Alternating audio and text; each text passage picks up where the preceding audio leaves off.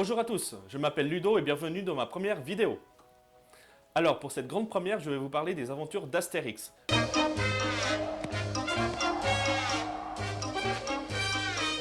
Oui, je sais, c'est peut-être pas très original pour démarrer, mais il faut bien l'avouer que depuis une dizaine d'années, Astérix a surtout créé l'événement avec les films et les dessins animés qui sont sortis au cinéma. Et c'est vrai qu'on parle plus tellement des albums, du support originel. Astérix reste un best-seller, notamment la dernière aventure, La fille de Vercingétorix. Cet album a été tiré à plus de 5 millions d'exemplaires. Donc oui, ça crée toujours l'événement quand un nouvel album sort. Mais il faut quand même bien l'avouer que l'image d'Astérix a été un petit peu égratignée parce que les albums ne sont plus à la hauteur des 24 premiers albums de la série.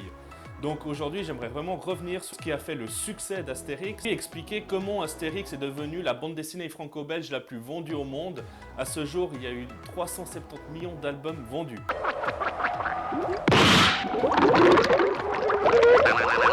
Pour moi, si ces 24 premiers albums fonctionnent aussi bien, c'est qu'il y avait une véritable osmose entre le scénariste René Goscinny et le dessinateur Albert Uderzo.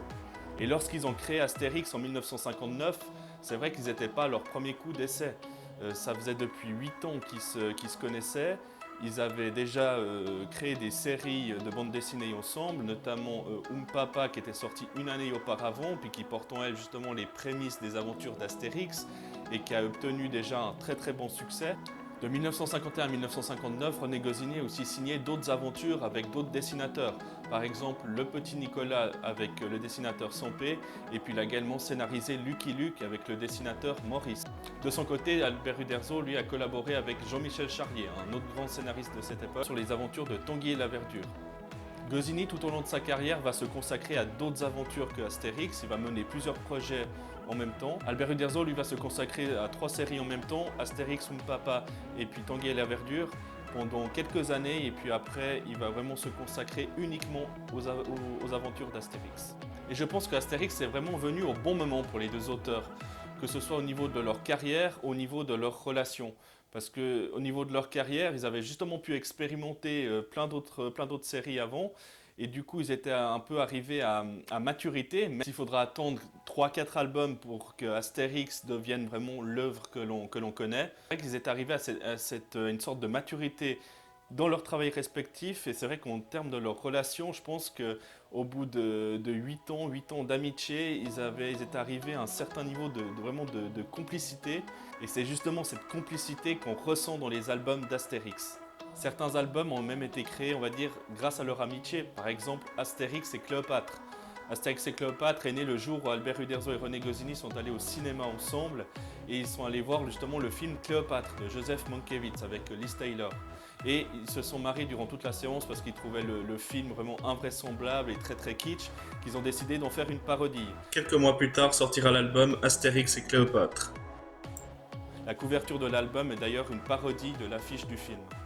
Et tout l'album va être en fait vraiment une parodie du film, avec les décors très kitsch, etc. René Goscinny et Albert Uderzo étaient deux personnes très cultivées. Ils avaient notamment une passion commune pour l'univers de Walt Disney, et ils portaient le même regard sur leur société. Et c'est ce regard-là qu'ils ont réussi à transposer dans les albums d'Astérix, que ce soit au niveau du texte et du dessin. Alors le succès d'Astérix n'est pas arrivé tout de suite. Le premier album d'Astérix, Astérix le Gaulois, qui est sorti en 1961, a été tiré à seulement 6000 exemplaires. Il a fallu donc quelques années pour que Astérix devienne vraiment un succès d'édition et devienne vraiment un phénomène de société. Et en 1968, l'album Astérix et les Normands sera tiré à plus d'1 million d'exemplaires. Et Astérix a vraiment révolutionné le marché de la bande dessinée européenne, de la bande dessinée franco-belge. Avant Astérix, on ne trouvait pas, par exemple, de bande dessinée franco-belge dans les magasins de grande distribution ou dans les librairies. C'est vraiment Astérix qui a engendré ce phénomène de vente pour la bande dessinée franco-belge et on va dire, cette curiosité médiatique. Les deux auteurs n'ont jamais été traités sur le même pied d'égalité. Uderzo a toujours été dans l'ombre de Goscinny. Et pour qualifier les 24 premiers albums d'Astérix, donc ceux scénarisés par Goscinny et dessinés par Uderzo, eh ben les gens vont mettre souvent en avant le scénario de Goscinny. Et ils vont complètement oublier l'apport du dessin d'Uderzo dans ses aventures, dans ses albums. Je pense que le dessin d'Uderzo sert complètement le texte de Goscinny, tout comme le texte de Goscinny sert le dessin d'Uderzo. Je trouve ça assez injuste, tout le mépris qu'a reçu Uderzo durant toute sa carrière, encore plus quand il va reprendre les albums d'Astérix en solo suite à la mort de son ami René Goscinny. C'est vrai qu'il y a un peu tout le monde qui lui a craché dessus. Il ne faut pas oublier que Uderzo a créé un univers graphique totalement unique, où il dessine l'Antiquité d'une manière totalement crédible, des cadrages et des jeux de lumière typiques des bandes dessinées réalistes, en intégrant des codes graphiques issus de notre époque, enfin des années 60, et des personnages grotesques sans altérer l'ensemble. Et la combinaison dessin-texte dans Astérix fonctionne tellement bien qu'ils arrivent à ce genre de planche où vous avez dans l'album La Zizanie un plan d'ensemble de la bataille entre les Gaulois et les quatre camps retranchés romains, avec la légende du plan et dans lequel il y a un bref résumé des actions de chacun des personnages connus. Donc ce qui permet déjà au lecteur de pouvoir se projeter à l'intérieur de la bataille. Donc c'est comme si les auteurs permettaient au lecteur de découper cette scène pour pouvoir la lire sur plusieurs planches en plan moyen. Donc le lecteur peut deviner ce qui s'est passé quelques secondes avant, il voit ce qui se passe et il peut deviner ce qui va se passer. Et c'est vrai que chaque fois que je lis cette planche, je suis mort de rire. Mais pour que celle-ci fonctionne complètement, il faut qu'on puisse vraiment reconnaître chaque personnage et que ceux-ci soient représentés aussi précisément que possible dans ce qu'ils sont en train de faire pour que lorsque tu lis justement la légende, tu vois que c'est bien ce qui est en train de se passer. Et à aucun moment on se dit que le petit personnage dont on parle, c'est pas de lui dont il s'agit. Non, on reconnaît vraiment tous les personnages, même de très loin. C'est parfaitement crédible. Et si on pouvait justement pas reconnaître les personnages, la planche ne fonctionnerait pas aussi bien. Donc c'est un exemple parmi tant d'autres pour dire que le scénario de Goscinny, si génial soit-il, est par moments sublimé par le dessin d'Uderzo. Que l'un ne fonctionnerait pas aussi bien sans l'autre. Plus Uderzo est capable de dessiner tout ce que Goscinny lui demande de faire, et on se rend compte qu'il est vraiment capable de tout faire. Donc aussi à l'aise pour dessiner des bâtiments historiques, des paysages, des personnages caricaturaux, voire des caricatures de personnages célèbres. Il va même te dessiner les Dupont et Dupont avec le même graphisme et les mêmes phylactères que Hergé utilisait dans les albums de Tintin. On voit qu'Uderzo s'est vraiment fait plaisir en dessinant les albums d'Astérix. Oui, il y a aussi beaucoup de travail et je pense qu'il y a eu beaucoup de tension aussi. Mais voilà, il s'est fait plaisir. Il ira jusqu'à parodier des tableaux célèbres, comme on voit dans Astérix chez les Belges. Il y a un tableau du peintre Rembrandt, je crois. Donc voilà, il va être à l'aise pour les tableaux, pour dessiner ce genre de tableau. Il va être très à l'aise pour dessiner en plongée ou en contre-plongée, pour faire des plans larges, des gros plans, des vues panoramiques. Il sait parfaitement illustrer d'une manière parfaitement lisible les scènes de bataille avec une multitude de personnages en plan moyen ou en plan d'ensemble. Très à l'aise dans les perspectives pour représenter la foule. Il sait bien dessiner les émotions aussi. Donc vraiment, il sait tout faire. Ce qui est aussi agréable à lire dans les albums d'Astérix, c'est de voir en fait que les tons sont parfois différents suivant où les albums se déroulent. Par exemple, Astérix chez les Belges, c'est vrai qu'il y a un ton un peu plus froid que Astérix en Hispanie où ce seront des couleurs plus chaudes. Mais Uderzo en fait ne s'occupait pas de la couleur parce qu'il était daltonien. Donc c'est son frère Marcel, je crois, Marcel Uderzo qui s'occupait du coloriage des albums d'Astérix. Et c'est vrai que les 2-3 premiers albums d'Astérix sont moins bien dessinés que les albums suivants. Mais c'est parce que justement Uderzo à cette époque-là, il travaillait aussi sur les aventures de Tanguy et la Verdure, qui est un style réaliste. Et la même semaine, du coup, il devait passer d'un style réaliste à un style humoristique comme Astérix. Et du coup, il n'avait pas le temps de peaufiner les albums d'Astérix. Ça ajoute aussi au génie du dessinateur de pouvoir passer entre deux styles totalement opposés et puis de passer de deux styles différents la même semaine. Il y a très peu de dessinateurs qui sont capables de le faire. Donc son trait a évolué et puis au fur et à mesure des albums, son trait deviendra de plus en plus fin et précis. Donc le style d'Uderzo est indéfinissable. C'est une synthèse de l'école de Marcinelle qui a été créée par J.G. dont sont issus les auteurs Franquin et Maurice et des BD américaines des années 30. Mais ce qui caractérise vraiment son style, c'est justement cette dynamique dans le dessin, cette souplesse et qui permet de donner un souffle épique aux histoires d'Astérix et qui donne justement l'impression au lecteur que les personnages prennent vie devant eux. Donc pour toutes ces raisons, pour moi Uderzo est vraiment un génie du dessin, tout comme Goscinny était un génie au niveau du scénario. Et ça me permet d'enchaîner avec le scénario de Goscinny, le fameux scénario. On le sait, il y a des jeux de mots, il y a des références culturelles. Astérix est une allégorie, donc on situe l'histoire dans l'Antiquité, mais pour mieux parler de notre époque, enfin des années 60. Donc on a tout dit, donc je vais pas décortiquer album par album, parce que sinon on en aurait vraiment pour des heures. Mais pour moi, Goscinny a déjà eu le génie de familiariser le lecteur avec l'univers d'Astérix, en créant justement, en mettant le village d'Astérix comme point central de chaque aventure, de ce village-là que le lecteur va pouvoir retrouver dans tous les albums. Et évidemment, c'est ce village-là qui va évoluer au fil des albums, avec, vu que Uderzo et Goscinny vont à chaque fois rajouter des personnages dans le village gaulois. Par exemple, c'est Automatix et Ordre Alphabetix qui font vraiment partie, on a l'impression qu'ils sont là depuis le début, mais en fait ils apparaissent seulement au milieu de la série. Le lecteur peut se familiariser avec tous les personnages. Uderzo et Goscinny ont créé au fil des albums vraiment un univers assez énorme. Et on monte bien avec le village gaulois, c'est vraiment l'enjeu principal en fait de l'histoire, vu que c'est par cette unité que les Gaulois arrivent à résister aux Romains en fait. Et c'est vrai qu'on nous montre la force des Gaulois grâce à la potion magique, mais on nous montre aussi la force des Gaulois grâce à leur unité. Et ils s'entendent pas forcément bien entre eux, vu qu'ils se bagarrent souvent, il y a souvent des histoires, ils se disputent souvent, mais ils gardent quand même cette unité car leur principale motivation évidemment est de rester libres. Et les Romains vont essayer au fur et à mesure des albums de briser cette unité pour pouvoir soumettre les Gaulois. Donc Goscinny, lui, il a construit les aventures d'Astérix sur 3 couches. Il y a 3 niveaux de lecture pour moi. Donc dans la première couche, le premier niveau de lecture, il y aura l'aventure. L'aventure que n'importe quel lecteur pourra comprendre, dans lequel il y aura les clichés sur les différents pays, sur Paris et sa province, sur les Gaulois, sur les Français. Et là, un enfant de 10 ans peut comprendre. Après, sur la deuxième couche, il y aura les références culturelles, historiques, où là, ce sera un lecteur un peu plus averti qui pourra justement comprendre ces allusions.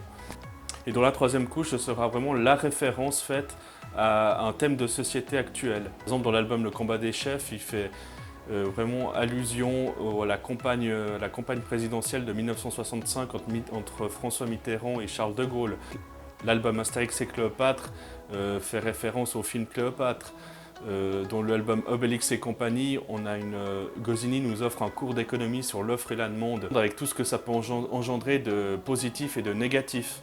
Il veut justement nous montrer comment des personnages influents peuvent s'enrichir en créant des besoins inutiles pour les classes moyennes. Et ce système pervertit les entrepreneurs en les rendant de plus en plus cupides et en les forçant justement à accélérer la cadence de leurs entreprises.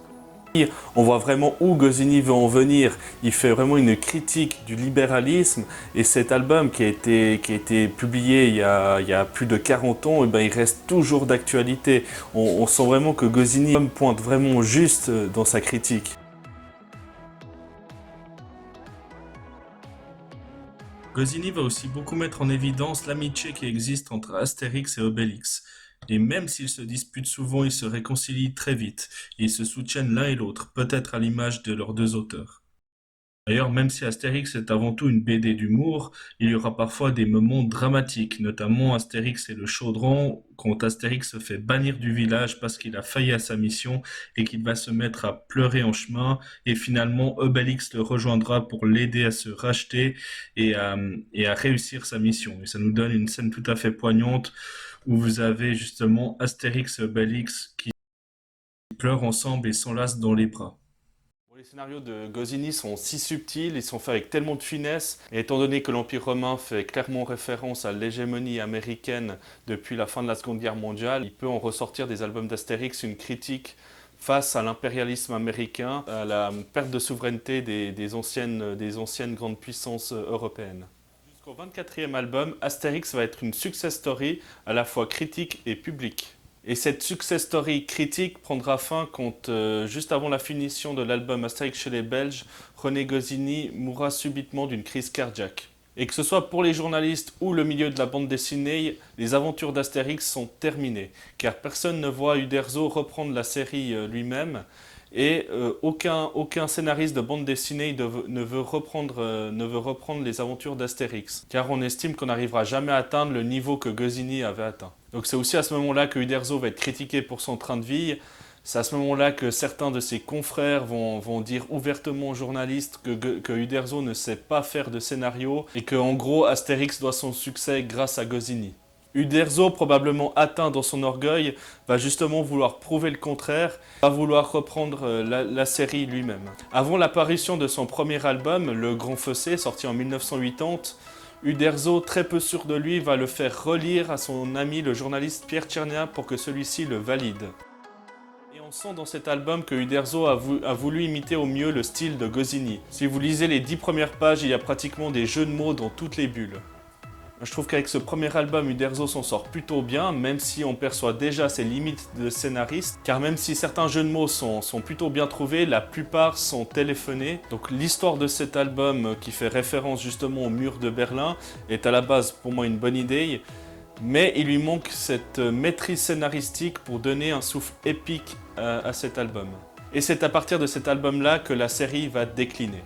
A savoir aussi que c'est à partir de ce moment-là que les albums vont exploser les chiffres de vente. Car Uderzo a quitté l'éditeur Dargaud à cause de plusieurs contentieux. Le principal était que Dargaud ne voulait pas augmenter les tirages des nouveaux albums malgré le succès croissant de la série. Donc Uderzo va créer sa propre maison d'édition, les éditions Albert René, et c'est pour ça que les albums scénarisés par Goscinny se sont moins bien vendus que les albums scénarisés par Uderzo. Pour les albums suivants, Uderzo va privilégier l'aventure, donc il va faire voyager Astérix dans de nombreux pays exotiques, mais du coup on perd vraiment ce niveau de lecture. Il y aura toujours des références, mais distillées moins subtilement que dans les premiers albums. Et le dernier album d'Uderzo, Le ciel lui tombe sur la tête, est clairement l'album de trop. Mais si on enlève cet album, franchement, les albums d'Uderzo ne sont pas du tout à jeter. Car il aura quand même réussi à imiter Goscinny sur la forme, mais pas sur le fond.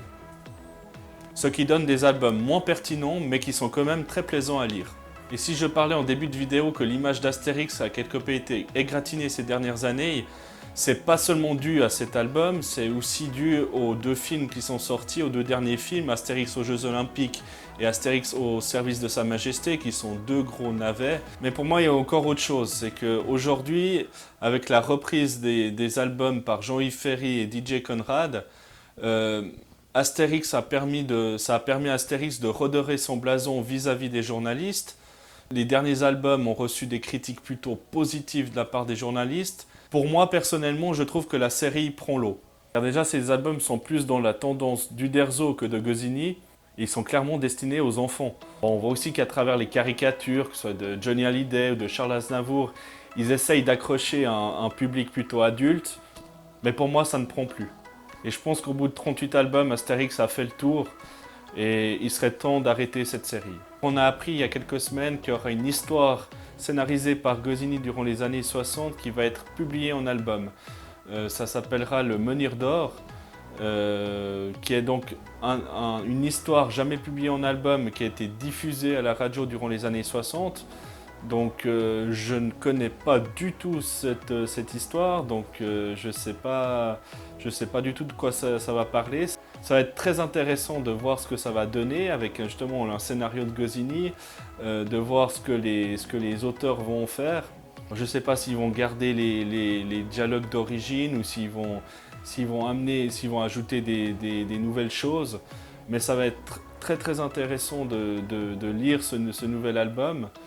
Mais c'est vrai que dernièrement, les choses intéressantes qui sont parues, c'est les 2 dessins animés réalisés par Alexandre Astier, Le secret de la potion magique dernièrement et puis Domaine des dieux, qui est sorti il y a 5-6 ans. Et moi, je trouve qu'avec ces 2 dessins animés, on était totalement dans l'esprit des albums d'Astérix scénarisés par Goscinny. Et je trouve que Alexandre Astier, on voit que c'est un vrai fan de cette série, car il a vraiment réussi, comme Alain Chabat dans Astérix Mission Cléopâtre, à retranscrire l'univers d'Astérix en y ajoutant sa patte personnelle. Donc voilà, c'est tout ce que je pouvais vous dire sur les albums d'Astérix. Si vous avez aimé cette vidéo, likez-la, abonnez-vous à ma chaîne et je vous dis à très bientôt pour une nouvelle vidéo. Bye bye.